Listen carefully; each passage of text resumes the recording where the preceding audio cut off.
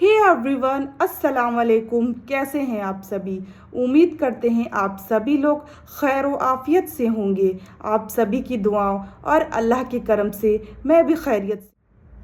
आज मैं इस्लाम से जुड़ी हुई कुछ अहम बातें आप सभी के लिए लेकर के एक बार फिर से हाजिर हूँ।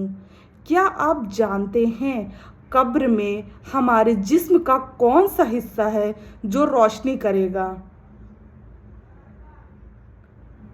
चलिए इसका जवाब हम आपको बता देते हैं। नमाज के बाद जो तस्बीह हम हाथों की उंगलियों पे पढ़ते हैं, कब्र में हमारे हाथों की उंगलियों से हमारे कब्र में रोशनी होगी।